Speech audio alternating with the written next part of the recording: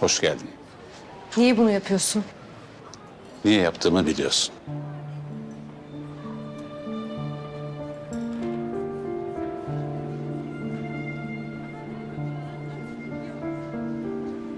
Bırak artık peşimizi. Çok uzun bir zaman oldu görüşmeyeli. Neden tadını çıkarmıyoruz? Ben bir bu kadar daha görüşmeyi düşünmüyordum ama kader işte. Neden geldin o zaman?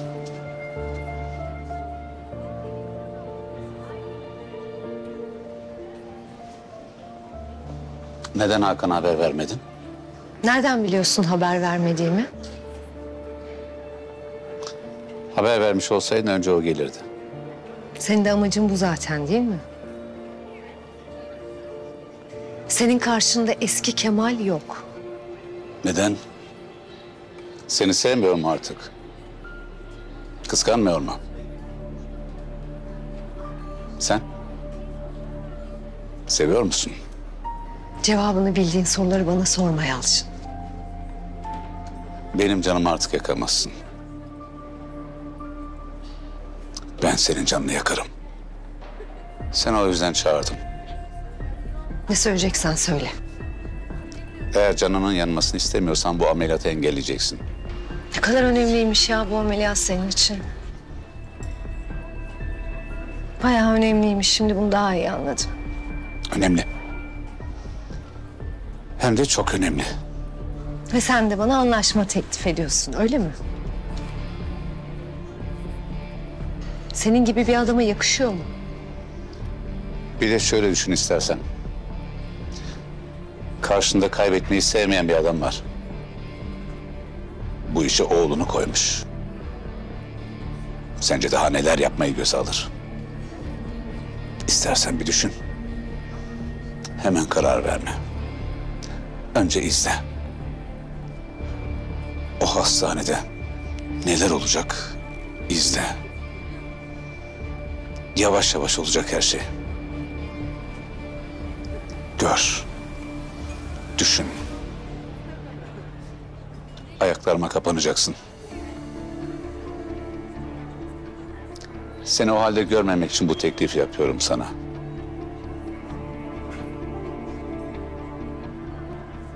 Düşün.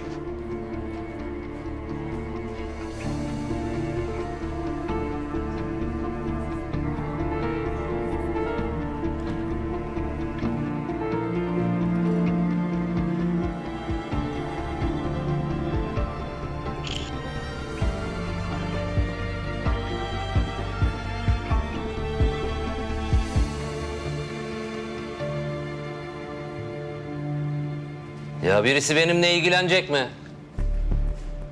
İlla kolumuz bacağımız mı koksun bir bakın diye. Beyefendi. Durumu nedir? Hocam vallahi anlamadım. Sabahtan beri öyle oturuyor. Vital bulgularına bakayım, kan alayım dedim, istemedi. İlla serum takacakmışız. Kendisini halsiz hissediyormuş. Buyurun beyefendi. Şikayetiniz nedir? Ya anlattım işte arkadaşlara. Daha kaç kişiye anlatacağız? Halsizim işte. İyi hissetmiyorum kendimi. Bir serum, vitamin falan bağlayın. Yatalım şöyle bir kendime geleyim.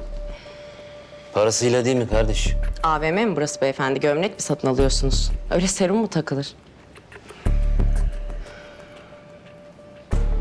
Elinizi uzatın lütfen. Bir muayene ederim en azından.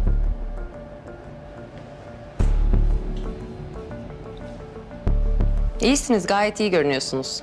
Vücut ısınızda da bir problem yok. Gidebilirsiniz. Ya benim size yalan borcum mu? Şuradan şuraya yürüyecek halim yok diyorum. Tamam. O zaman size hemen bir kan testi yapalım. Zaten hızlı çıkar sonuçlar. Gökçe. Hemen hocam. Ya hemen kan mı alacaksınız? Bunun daha kolay bir yanı yok mu ya? Daha önce de oldu zaten. Serum bağladılar, oldu bitti. Beyefendi burada bunu yapamazsınız. Burası öyle bir yer değil. Burası parası olanın düdüğünü çalabildiği bir yer değil. Lütfen. Ben de acil geldim zaten. Beyefendi zorluk çıkarmayın. Bakın burası acil. Burayı kafanıza göre meşgul edemezsiniz. Hayret bir şey ya. Beyefendi biraz daha gitmezseniz güvenlik çağıracağım. Onlar çıkartacak.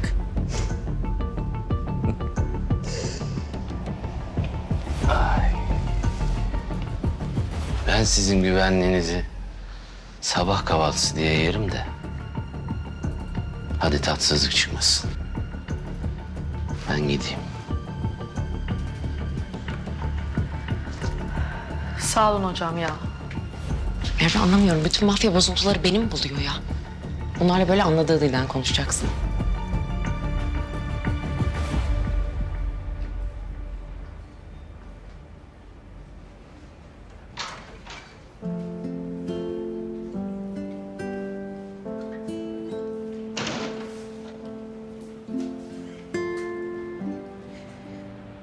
Kararını değiştirmemiş miydin?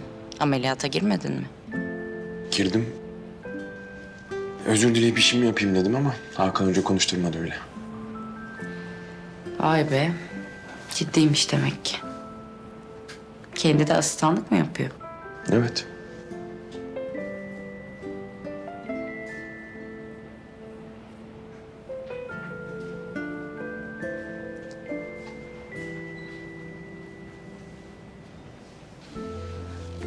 Ameliyattaki hasta mafya gibi bir şeymiş biliyor musun?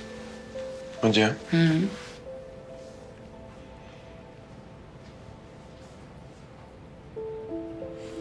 Dur bakayım.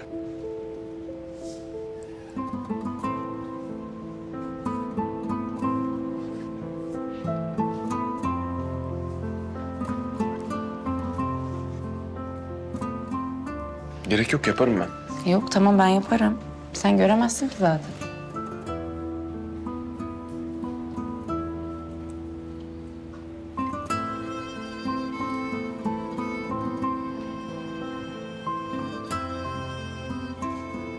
Berk bana pansuman yaptı diye mi böyle suratın? Yok. Değil. Güzel. O zaman sus.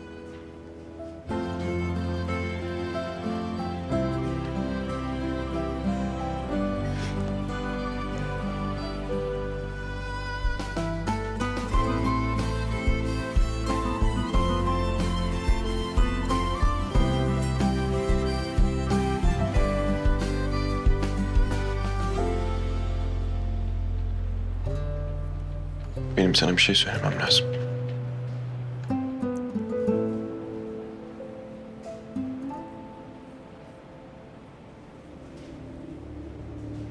Benim annem ölüyor.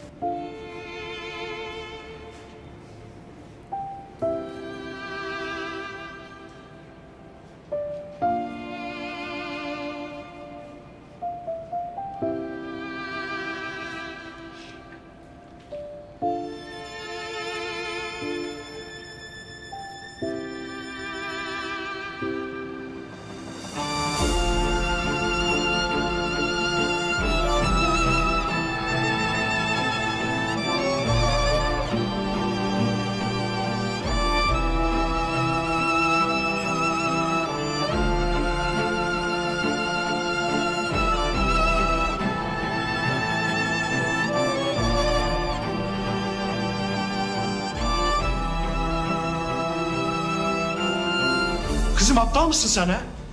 Kafan mı çalışmıyor senin? Ya sen nasıl böyle bir şey kabul edersin ya? Bir de aramış yok öyleydi yok böyleydi. Bu ne? Abi kabul etmemek ne demek ya? Babamız o bizim. Ölüme mi terk etseydim? Yani adamın kalp krizi geçirmesine hiç üzülemedim duyunca. Ya %4 diyor %4. Bıraksaydın da adam huzur içinde orada ölseydi. Doktor bey lütfen abime izah eder misiniz durumu? Sorun nedir? Bu mu doktor? Beyefendi lütfen biraz daha sakin olalım. Hastane burası, rica ediyorum. Lütfen. Ne hastanesi? Tefecisiniz siz. Kardeşim siz ölüyü mü diriltiyorsunuz da dünyanın parasını çıkartmışsınız? Abi ölü ne demek ya? Lütfen bir sakin olalım. Abi bak lütfen. Doktor beyin zaten bir suçu yok. Bize yardım eden doktor bir hanım da aslında. Ya hala yardım diyor ya hala yardım diyor ya. Kabul etmiyoruz desene Sadıkçım. Niye kendini yoruyorsun sen? Yenge lütfen sen bir karışma. Ne demek karışma Feriha? Ne biçim konuşuyorsun? Uyarır mısın? Feriha haddini bil tamam mı? Haddini bil. Sen de orada yatanın baban olduğunu hatırla. Lütfen rica ediyorum. Biraz daha sessiz olabilir miyiz? Lütfen. Senin zayıf noktanı biliyorlar ya, onu kullanıyorlar. Bak demedi deme sakın Sadık. Kardeşim benden bir kuruş para alamazsınız tamam mı? Vermiyorum.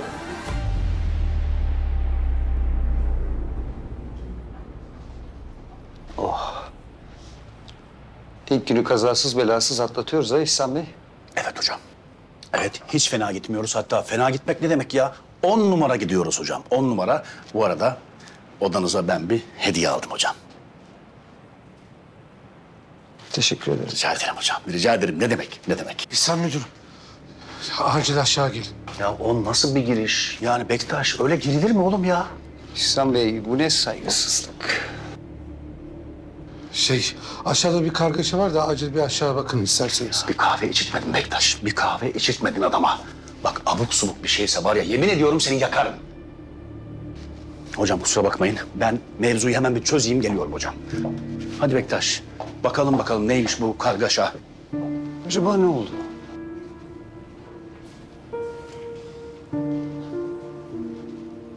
Abi ben gerçekten inanamıyorum artık sana. Ya Feriha yeter ya, yeter bir sus Bir ya. dakika kardeşim, burası hastane. Ne oluyor? Ya siz benim onayım olmadan babam hakkında işlem yapmışsınız kardeşim. Ha, ben tabii Leyla Hoca'ya söyledim ailenin onayı olmadan işlem yapmayın diye ama herhalde anlatamadım. Hayır, biz kabul ediyoruz. Lütfen yapın. Bak beyefendi, kardeşim ne diyor? Tamam kardeşim, kabul ediyorsa kendi ödesin. Ben kuruş para vermem, tamam. Hadi gidelim biz. Ya olur mu öyle şey? Allah Allah. Abi! Suat. Abi! Suat sen. Abi sen nasıl bir insan oldun sakin abi? ol, sakin ol. Bana insaf edin olmuşsun sen. O adam seni ne zorluklarla okuttu sen biliyor musun? Tamam. Neyini eksik etti? Yazıklar olsun sana. Yazıklar olsun. Gidelim. Şöyle oturun.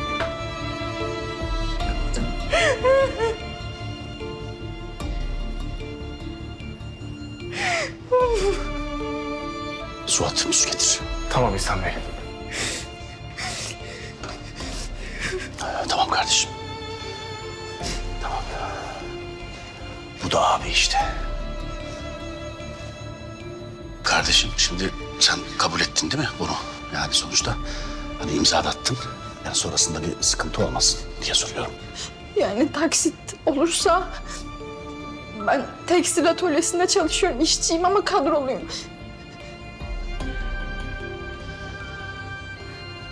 Evet. Anladım.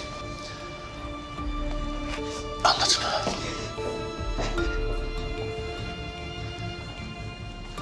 Hemen Leyla Hoca'yı bulun. Bu iş ikinizin üstüne kalır, ben sana söyleyeyim hocam. Tamam.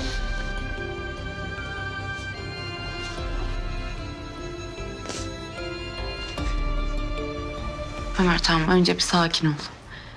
Bak oradan dönen çok hasta var sen de biliyorsun. Benim nasıl bir kaderim var ben anlamıyorum ki. Annem de karaciğer kanseri.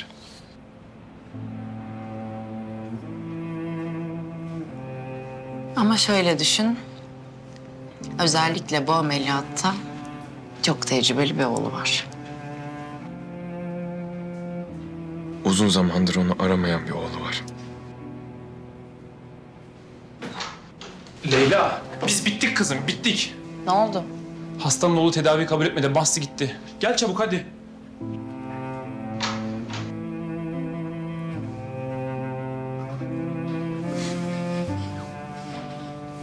Hadi git.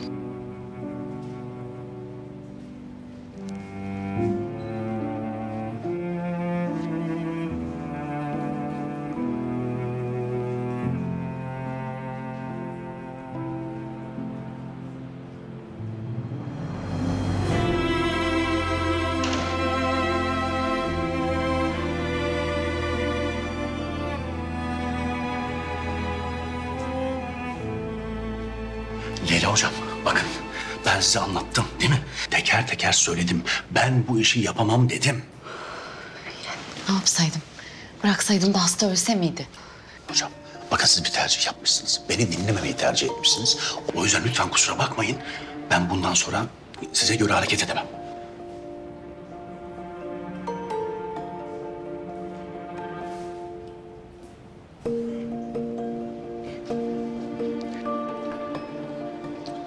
Efendim Bülent. Hocam çok önemli bir gelişme oldu.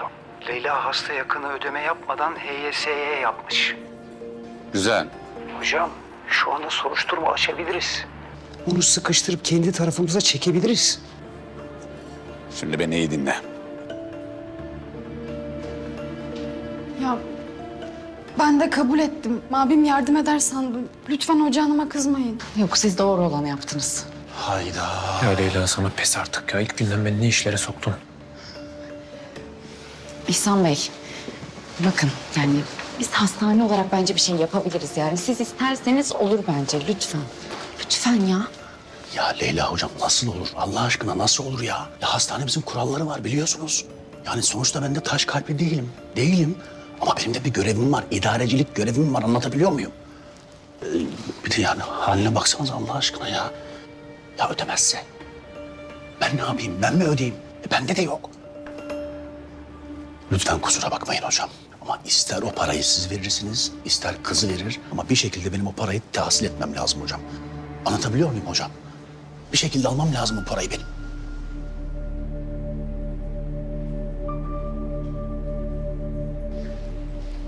Bir dakika. Artık bu krize bir son vermek zorundayım. Burası bir özel işletme. Evet hocam, ben de aynı şeyi söyledim ama... Ama önce hastane. Yalçın Hoca'ya durumu izah ettim.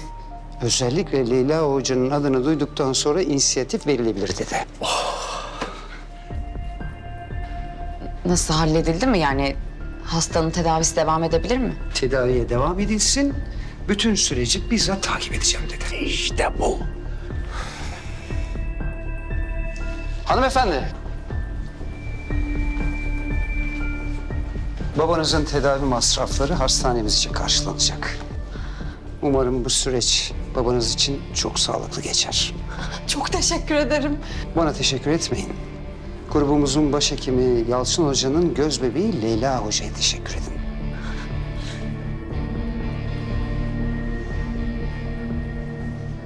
Tekrar geçmiş olsun.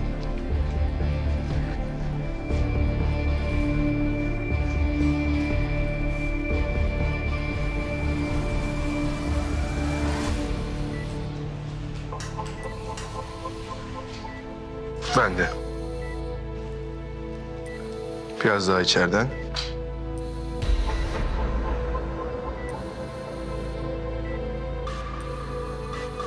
Onur yardım eder misin? Odaklan.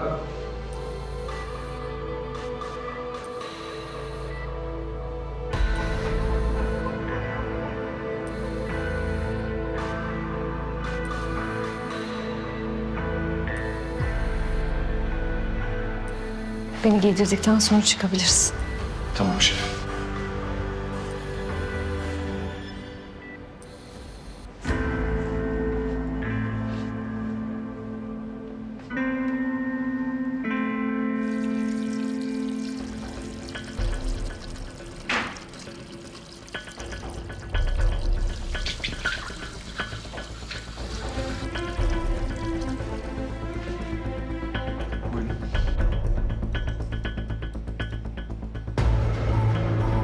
Rahatsız mı oldun doktor?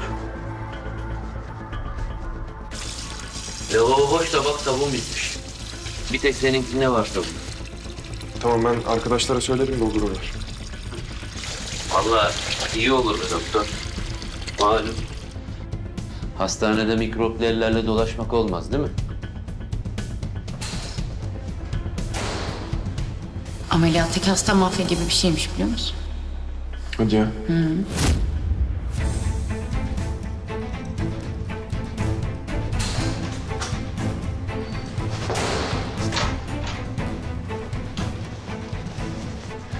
Berna, İhsan Bey nerede? Aşağıda Bektaş'la konuşuyor hocam. Bir şey mi var? Ben demedim mi sana? Ya öyle girilir mi odaya ya? Kapı çalsana ya. O kadarını biliyorum müdürüm de abi. İhsan Bey, polisler nerede? Çoktan gittiler hocam. Hayırdır? Bu ameliyathanedeki hastayı bıçaklayan adam şu an hastanede. Nasıl ya? Nerede? Az önce tuvaletteydi. Ben daha önce de gördüm. Adam birkaç saattir buralarda dolaşıyor. Cebinde böyle kağıda sarılı bıçak gibi bir şey vardı. Ah be hocam, tutsaydınız keşke. Nasıl tutayım adamı? Ben anlayana kadar çıktı gitti zaten. Sonra da bulamadım. Hastanede bir yerde adam. Ne yapsak ya? Hiç zaman kaybetmeyelim. Polise haber verin. Çalışanlara da haber verin. Herkes dikkatli olsun. Herkes tamam dikkat hocam, etsin. o iş bende hocam. Tamam, o iş bende. Bektaş, ne bekliyorsun oğlum? Gitsene. Ya hastanede bıçaklı adam var. Ne duruyorsun burada? Gitsene hadi oğlum. Ya ben tek başıma ne yapayım? Yürü git işte, ben polisi arayacağım. Allah Allah, tek başıma diyor bir de ya. Yürü git, adamı bul. Suat'ı bul, bir şey yap. Nereden bulayım? Yürü git hadi. Hastanede bıçaklı adam geziyor. Bu burada duruyor ya. Allah'ım ya Rabbim.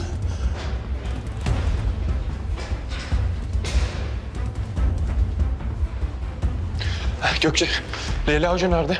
En son hibritteydi hocam. Tamam ya, hastanede bir şüpheli var. Lütfen dikkatli olun. Tamam hocam.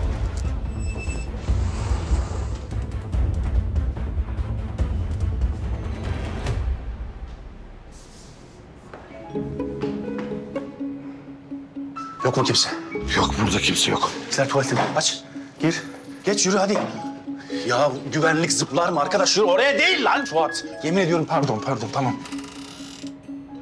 Kimse yok müdürüm. Götür eşlik et. Hadi. Zıplamadan yürü Fuat. Zıplamadan yürü. Burada kimse yok müdürüm. Kimse yok. Yok tamam. Burası temiz. Temiz. Yukarı bakalım. Hadi yukarıya, üst kata. Üst kata yürü. Hadi yürü vallahi yapıştıracağım şimdi. Yürü. Geçmiş olsun. Çok geçmiş olsun. İnce bağırsak olduğunu düşünüyorum. Tamam, yıkama.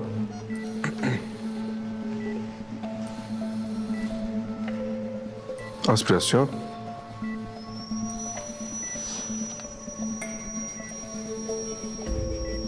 Tampon.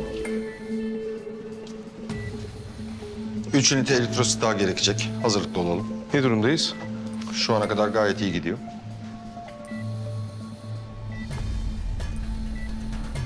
Kanayan yeri buldum. Hemostat lens.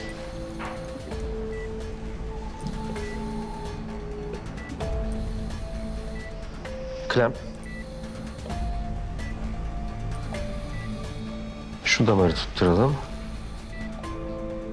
Koter.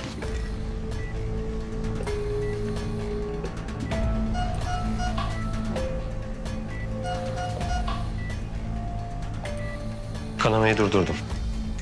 Kısmi rezeksiyondan sonra uç uça anastomoz yapacağım. Burayı kapattıktan sonra omurgaya geçebilirsiniz hocam. Okey.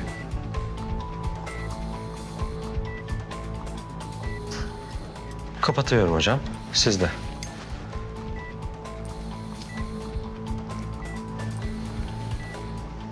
Tamamdır. Babcock pensleri.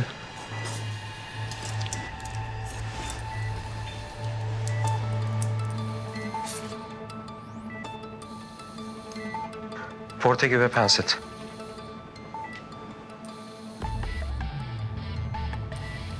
Makas. Kes. Kestim. Kes. Kestim. Kes. Kestim.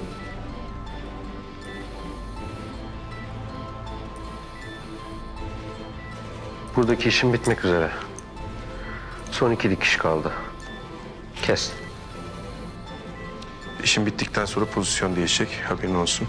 Yüzü koyu mu devam edeceksin? Hı. Karın üzeri bası olması sorun olur mu? Kalçasından yukarı kaldırırsak sorun olmaz bence. Kes. Kestim. Tamamdır. Evet, pozisyon değişimine başlayabilirsiniz.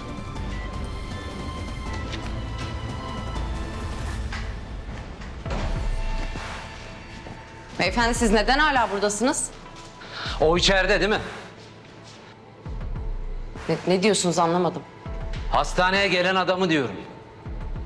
Karnından bıçaklanmış olan adam. İçeride değil mi? Bakın.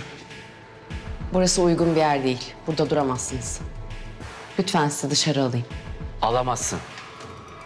Onu ameliyata aldınız. Biliyorum. Beyefendi. Lütfen gider misiniz? Sakın kıpırdama. Sakın.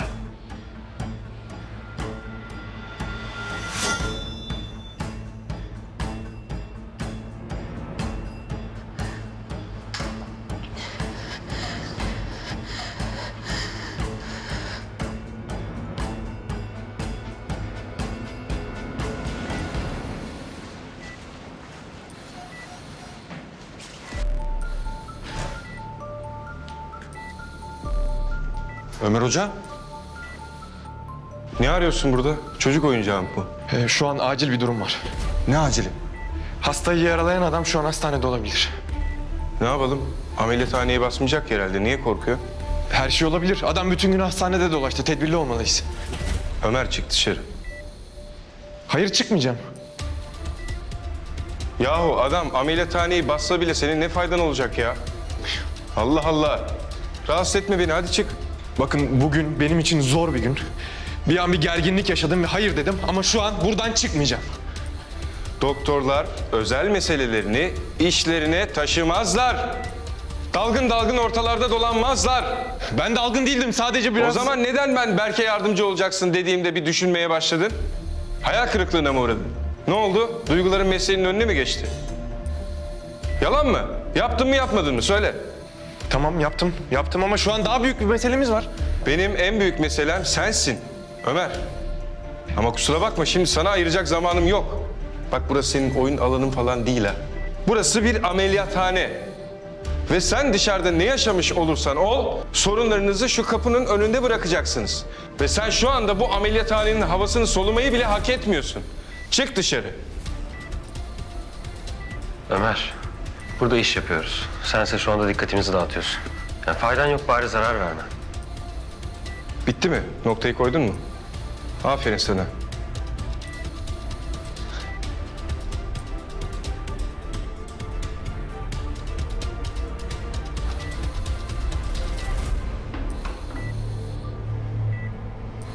Leyla. Ya şu kılık kıyafetle ameliyathaneye girilir mi Leyla? Hocam çok özür dilerim, özür dilerim. Leyla. Tamam, tamam, sakin. Sakın kımıldamayın. Keserim kızı. Akıllı olun. Oyun oynamayın. Yemin ediyorum keserim. Tamam, sakin ol. Bak kimsin, ne istiyorsun bilmiyoruz. Ama sorununu çözeriz. Bir şekilde çözeriz, hallederiz. Sen sakin ol. Buranın başı kim? Buranın başı kim dedim? Benim. Ne var? Bırak o ameliyatı. Ameliyatı bırak. Bırakmazsan öldürürüm kızı. Yemin ediyorum öldürürüm, yaparım. Bırak. Lan bağırıp durma! Bana bak. Ameliyatı durduruyor musun? Yoksa durdurmuyor musun? Durdurduk zaten. Herkes işi gücü bıraktı, seni izliyor. Ha, bunu da bıraktım, al. Sen ne istiyorsun onu söyle. Buraya böyle geldiğine göre demek ki senin bir isteğin var. Onu anlat bana. Ameliyatı bırak önce.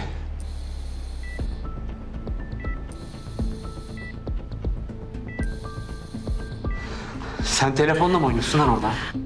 Hayır, oynamıyorum. Bırak o telefonu. Tamam, bıraktım. Alo. Alo. Arkadaşım, ben Uluçlar Hastanesi başhekimiyim. Bana ne lan bundan? Ne demek bana ne? Seni uyarmak benim görevim. Ne zırvalıyorsun lan sen? Arkadaşım, Uluçlar Hastanesi başhekimi olarak... Bu odadaki, bu hastanedeki herkes bana emanet. Elinde kocaman bir bıçakla ameliyathaneyi basıyorsun. Hadi bunu göz ardı ettik. Ama bir kadın doktoru rehin alman kabul edilebilir bir şey değil. Şimdi lütfen senden bütün Uluçlar adına rica ediyorum, o bıçağı arkadaşımızın boğazından indir. Kes lan sesini, kes!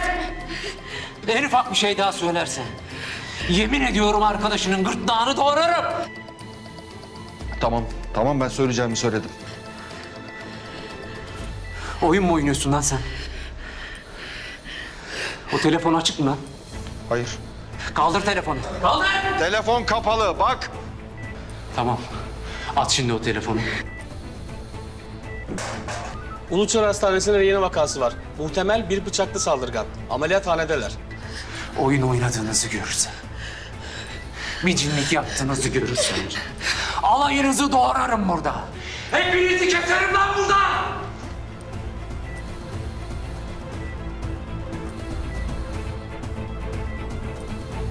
Ya memur bey, ikinizden de özür diliyorum. Vallahi kusura bakmayın. Biz sizi buraya boşuna getirdik ya. Eminsiniz değil mi? Her yere baktınız mı? Tabii.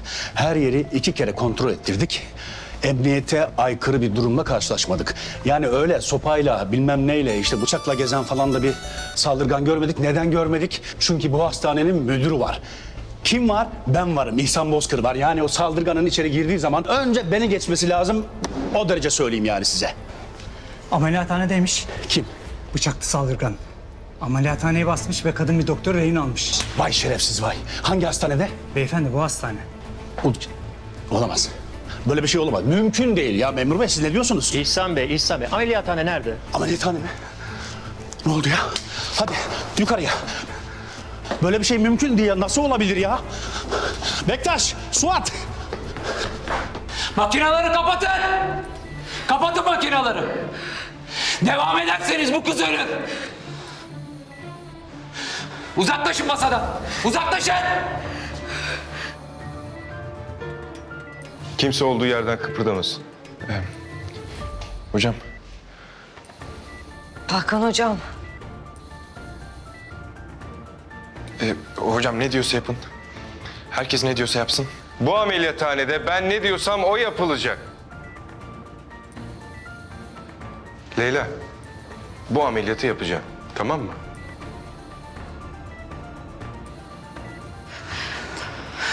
Tamam. Tamam hocam.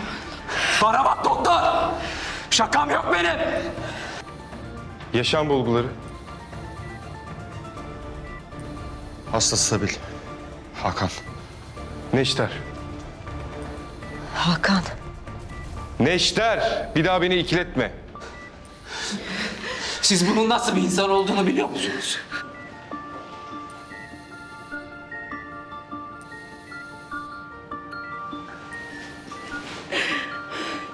Siz bunun ne yaptığını biliyor musunuz?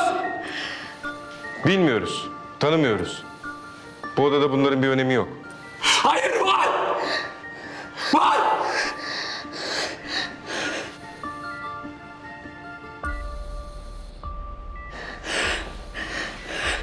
Bu şekilde kurtarılmayı hak etmeyen, yaşamayı hak etmeyen aşağılığın biri o.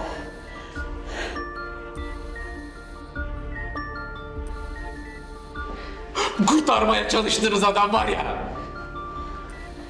bir gece ben yokken evimize girmiş. Karımla kızım yalnızken benim kızım 11 yaşındaydı. Karım ikinci çocuğumuza hamileydi. Ben zaten geç saatlere kadar çalışıyordum. Bu insan müsveddesi. Bu aşağılık herif. İkisine de.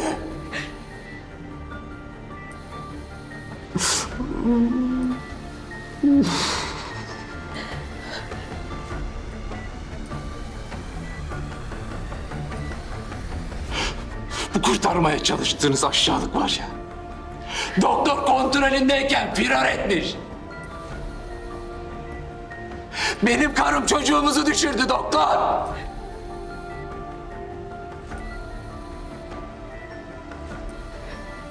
Benim kızım hayatı boyunca idrar sondasıyla yaşayacak.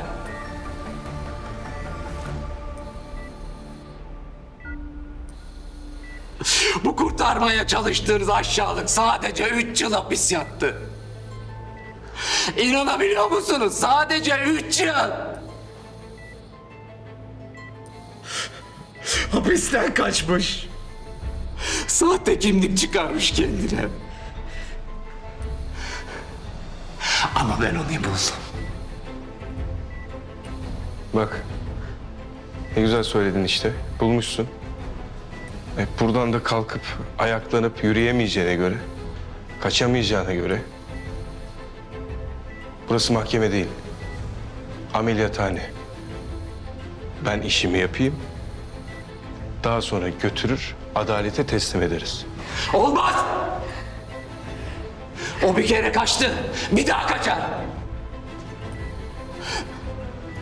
Bizim hayatımızı mahveden bu aşağılık herifin cezasını ben kendi ellerimle vereceğim doktor.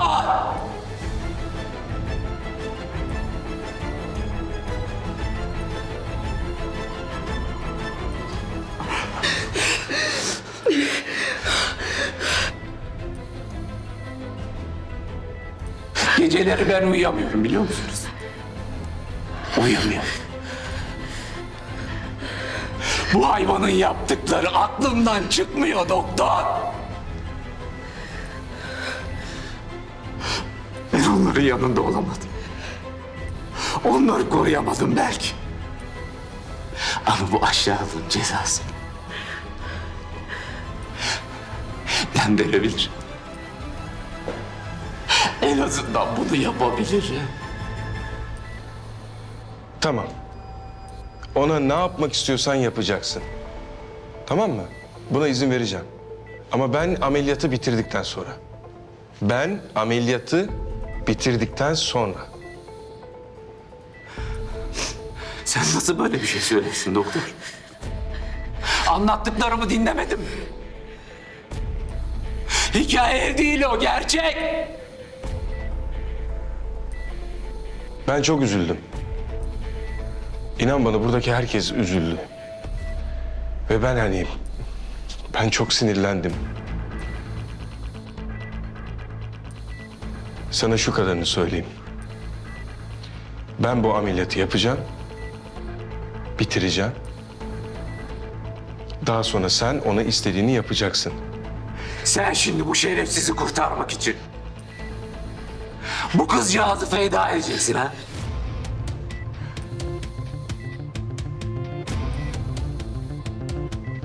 Ben yapmam gerekeni yapacağım. Sonra sen de kendi yapman gerekeni yapacaksın. Şimdi kızı bırak. Onun bu işle hiç alakası yok. Tamam? Kızı bırak. O gitsin. Ameliyatı bitireyim. Daha sonra ne yapmak istiyorsan yap. Tamam?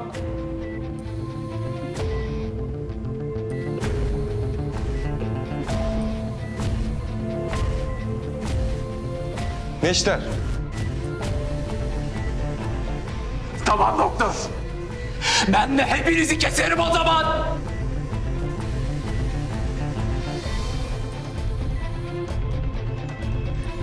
Önce bu kızı keseceğim. Ondan sonra hepinizi doğuracağım. Mine hemşire. Hakan hocam yapmayın. Neşter'i ver. Ne diyorsa yapın. Herkes bir sakin olsun. Herkes bir sakin olsun. Neşter. İnşallah bu sefer de haklısındır.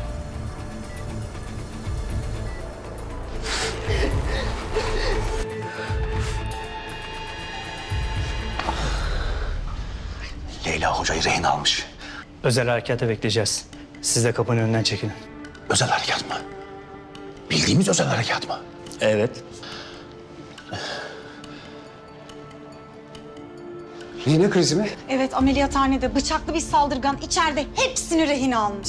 Berk içeride mi? Maalesef. Önce neden onu söylemiyorsun? Yalçın Hoca duyarsa mahvoluruz. Hemen çağrı çekilsin. Bütün hastaneyi boşaltalım, tamam mı? Herkesi boşaltın. Tamam. Ameliyathaneye kimse yaklaşmasın. Birinin başına bir şey gelirse vallahi mahvoluruz. Hadi çabuk çabuk. Allah. Ya bırak şu elindekini. Bak ne olursun bırak. Bak katil edeceksin. Dur, tamam bırak. bak sakin ol. Uzaklaş lan. Uzaklaş. Tamam. Nazlı bez.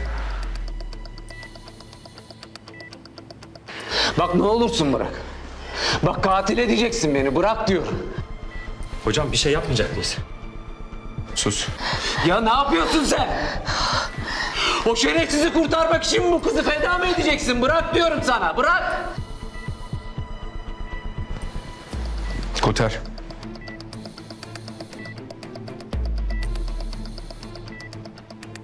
Girmez lan! Girmez! Tamam. Girmez! Tamam. Arkadaşımızı bırak. Arkadaşımızı bırak beni al. Ömer saçmalama. Sen karışma Leyla bak. Sadece yer değiştireceğiz. Başka hiçbir şey yok. Senin için değişen hiçbir şey olmayacak. Yine bir rehinen olacak. Ömer yapma şunu, sus. Leyla karışma. Ulan siz nasıl manyaklarsınız? Hepiniz delirmişsiniz. Bu kızı öldüreceksiniz bana. Yemin ediyorum öldürürüm. Yemin ediyorum. Bırak şu ameliyatı diyorum, bırak. Yemin ediyorum öldürürüm. Yemin ediyorum. Durdurun şu ameliyatı. Durdurun.